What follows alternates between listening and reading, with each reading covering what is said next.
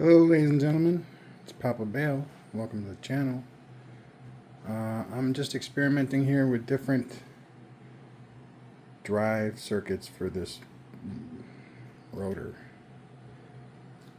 And it's pretty alright. I mean, we'll start off at like 7 volts.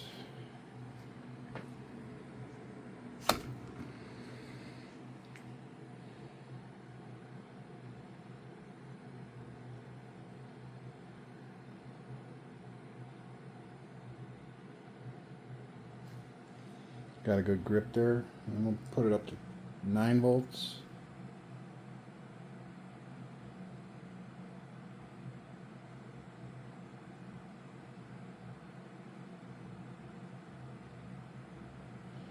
Alright, so I just had, I believe it was a 30 gauge strand. And then I hooked up a 24 gauge strand in its place. So I don't know. I know we're drawing more amps already.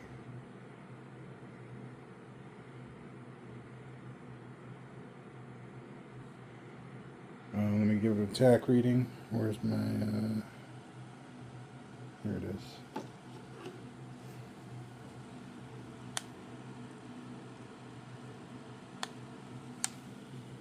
is. $874 at 9.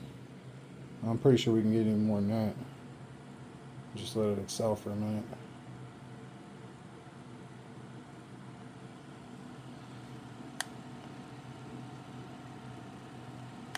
$954.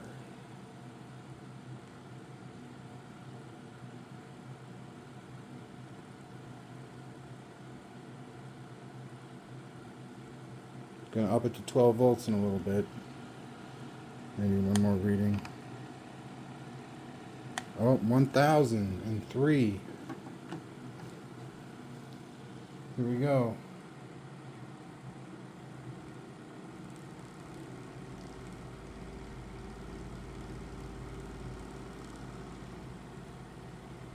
$12.2 volts in, 0.5 amps.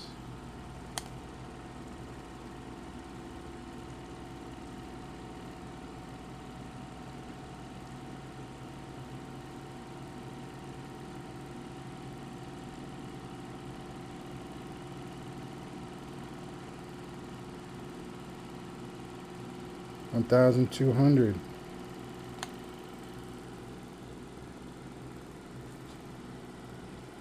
So like if I put that up to 15, that would be very shaky. But I might just do that. 1247.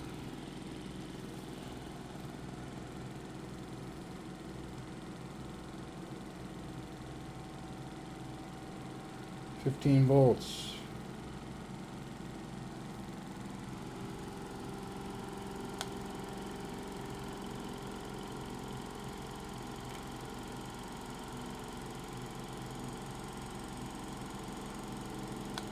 That's gonna hit 1400, but I'm gonna cut it back.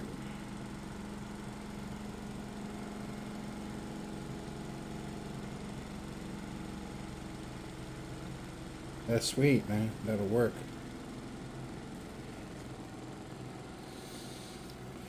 And that'll spin, I don't know, for an indulgingly long time after cutting it off. As far as I'm concerned, it should go for about 5-10 minutes, if not more. I mean, it's not that heavy, but yeah, there's no core in it right now, so that'll allow it to move along more freely.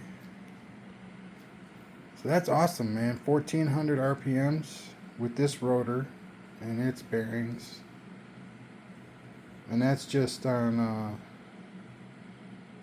let's see how much it is. It's gonna be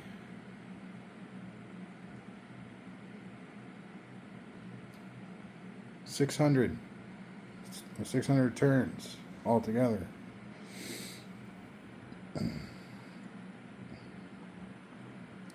And that's with 24 gauge and 16 gauge instead of 24 gauge and 30 gauge. I might be able to hook up a trigger coil. I'll see what I can do, like put together.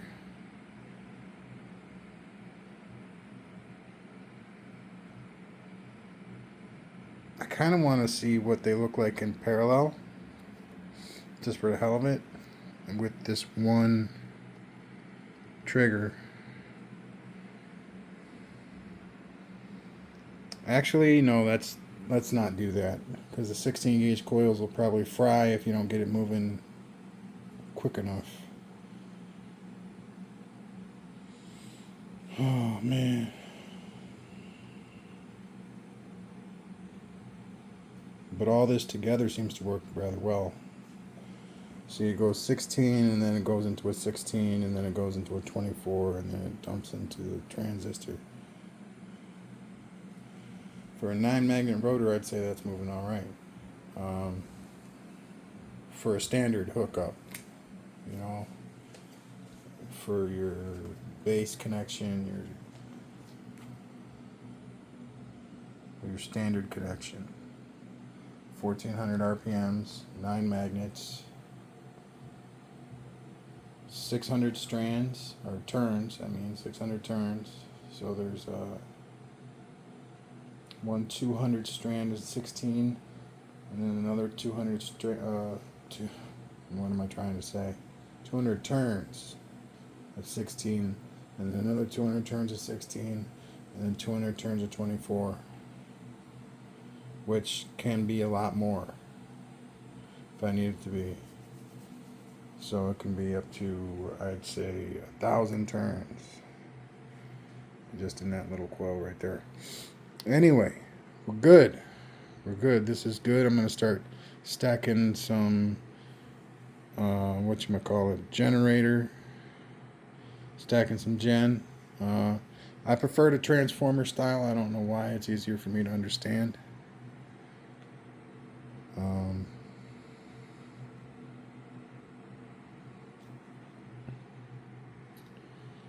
So yeah, and I'm gonna have to make more coils for this now, since I decided to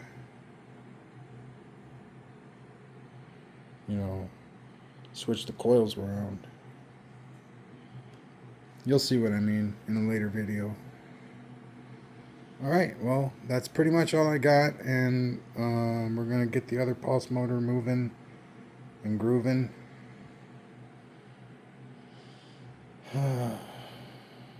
Alright, thank you very much. Please hit the subscribe button. Join to join us in our quest to. I think we are going to try a 0 point, quote unquote, pulse motor,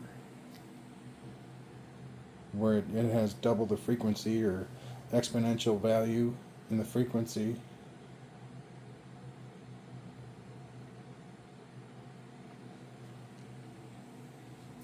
It seems like it would be only double if they were going in opposite directions at the same speed, but trust me, it's way more than that. Or I don't know. That's what it looks like to me, that there's going to be more than just double the frequency, because I get basically double the frequency just running it regularly. From the 60 hertz coming out of the wall to the 120 hertz coming back to me on my meter right here. Yeah, I'm already doubling it, and I'm not even using any of that 0 point phenomenon. So yeah, it'll be way more than double, as far as I can see. And that's just frequency, speed. And it'll appear that way, that the frequency, like if you use a tach meter on it, it would be going the same speed, but for what is being measured, is going to be phenomenal. Even though if you measure them both individually, nothing would appear to be different. They'd be going the same exact speed, but the readings that you would be getting are not going to reflect that. They're not. They're going to reflect something much greater.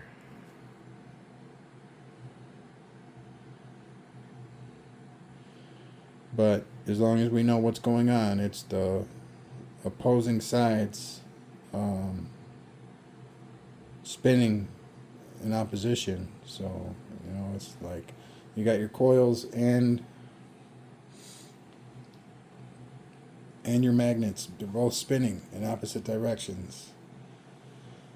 Oh, and I just figured out like a way that you could do two of them at the same time, man. You just put magnets and coils perpendicular. I think that's it, perpendicular. So you put them. Well, they'd be parallels because they'd be going around. And it's. Let me see if I could just draw it over here, because it's kind of hard for me to explain it.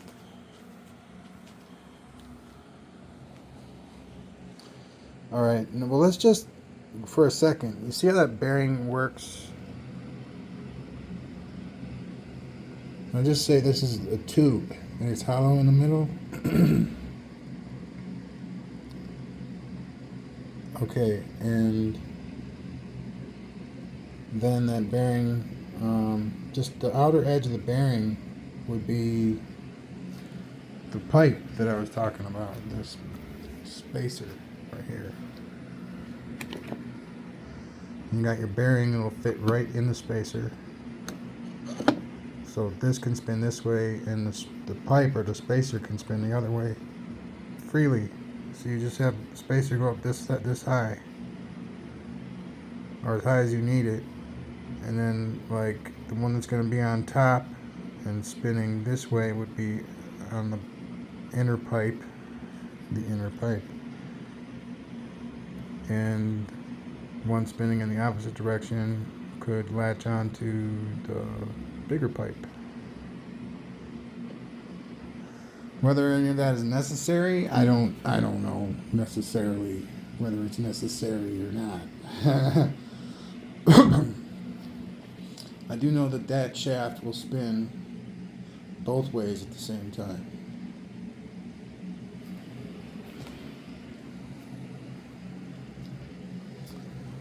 Like, I wish I could get it like an example of, well, it is kind of hugging these bearings right here. If I could like,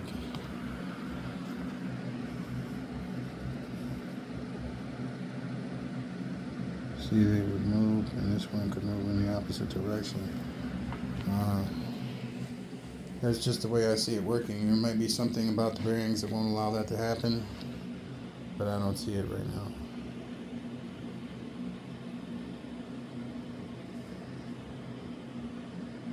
Yeah, it spins both ways. Might not spin graciously both ways all the time, but it should work. Gotta put it together myself before I make boasts, though.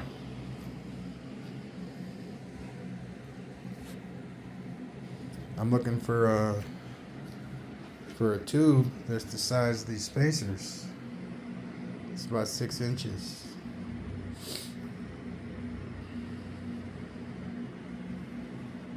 And then I don't necessarily know if you need a tube in the middle.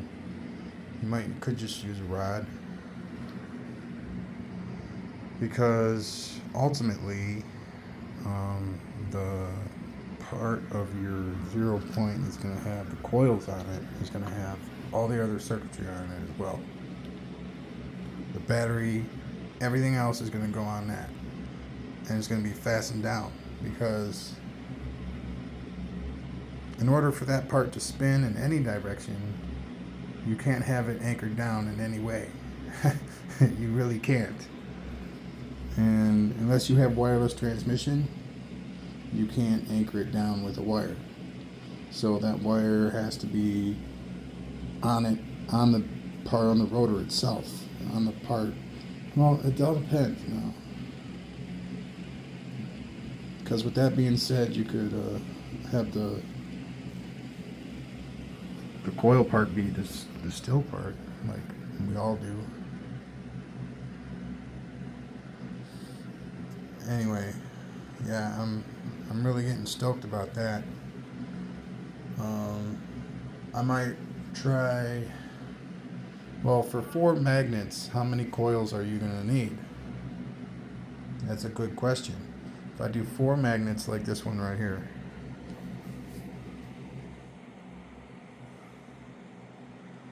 how many coils am I gonna need to get the reaction I'm looking for? And do they have to be equal? Do I need 4 coils? Can I have more than 4?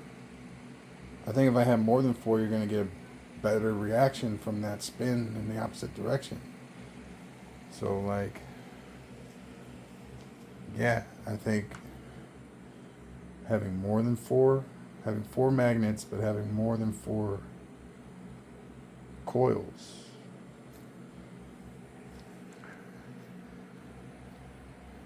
Maybe 1 drive coil, but all the rest of them. No, you can't. You see, that's the thing, man. You can't use drive coil. And this is where the whole thing kind of like starts to bug me, because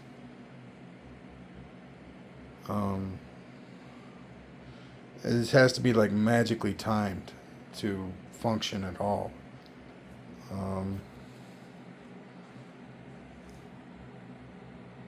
And then when I say magically timed, I mean both of these things are going to be moving, so it's only going to hit a magnet ever so often, and it might not be even and nice and neat, like, you know, we all like it.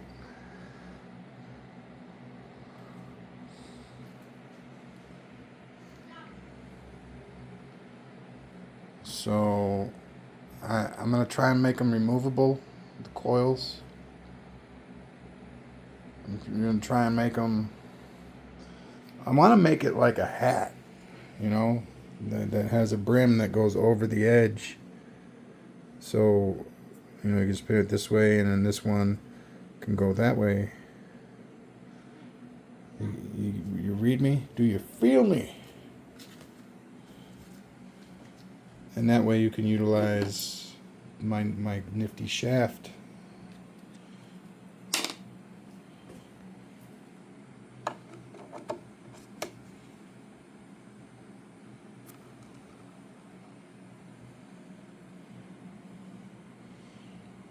That's cool. That's just floating there. That's freaking awesome, man.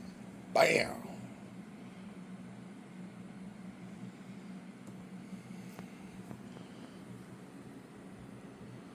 Alright, so that one is going that way, and this one is spinning that way. Whoops. Well, my camera seems to be a little jumpy.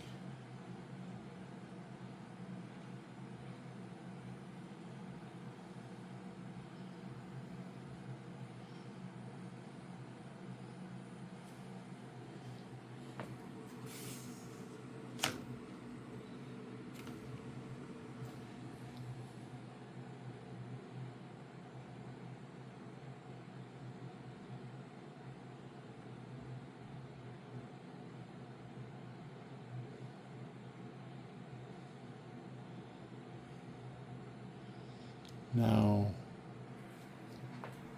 what these magnets are experiencing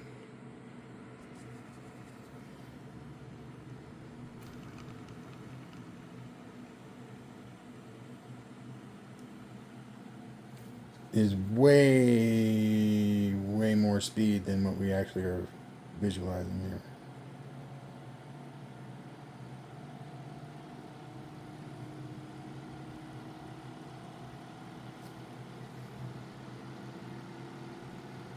Oh yeah, I didn't.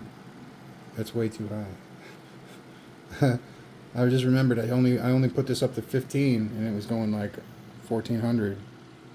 So then I just put it up to 18. I was going really smooth though. I probably should have left it.